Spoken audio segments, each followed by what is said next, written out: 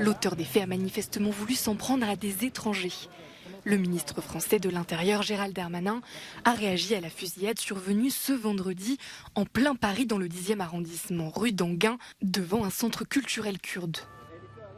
Les tirs ont fait 3 morts et 3 blessés, dont un en état d'urgence absolue.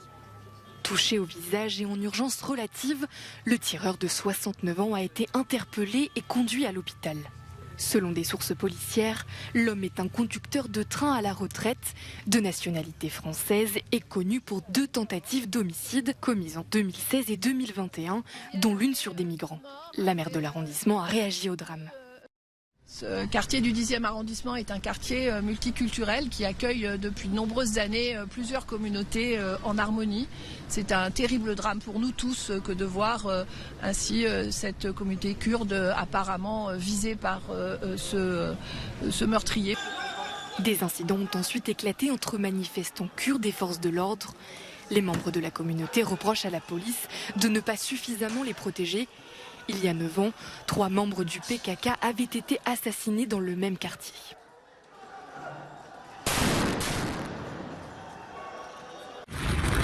Et c'est une tempête d'une rare intensité qui s'abat depuis vendredi matin sur les États-Unis. 70% de la population américaine est concernée, soit 240 millions de personnes.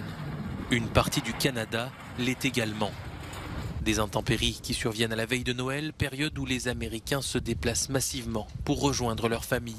S'il vous plaît, prenez cette tempête extrêmement au sérieux, avait exhorté jeudi le président Joe Biden. Des records de froid ont déjà été battus avec moins 53 degrés Celsius dans l'ouest du Canada, moins 38 degrés dans le Minnesota.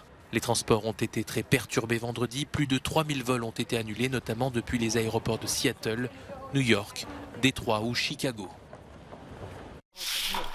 La guerre se poursuit en Ukraine avec de nouveaux bombardements russes qui ont touché ce vendredi l'est et le sud du pays.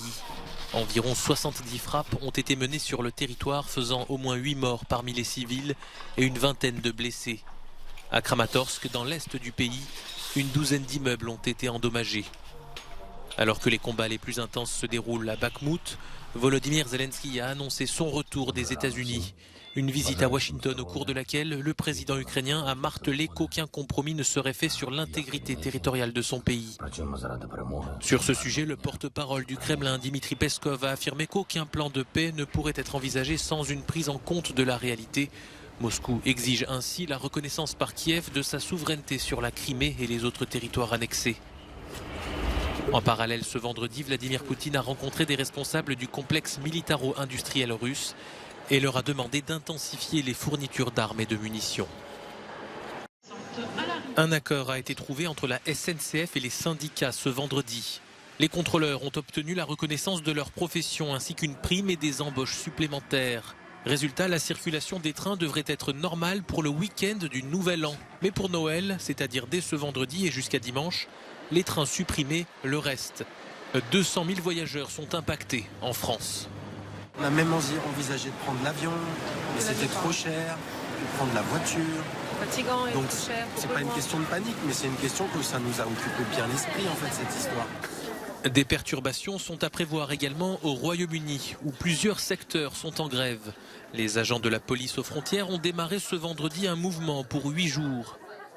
Les ambulanciers aussi se sont mobilisés mardi pour leur pouvoir d'achat.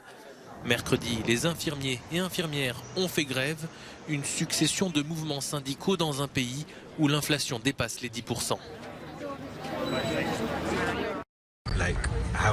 Le tueur en série français Charles Sobrage de retour en France ce samedi.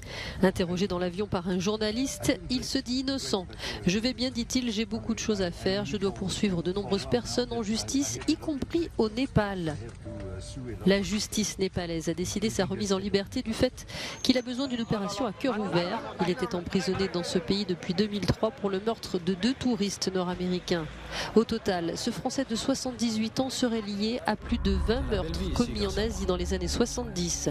Surnommé le Serpent, sa vie a inspiré une série à succès à la télévision.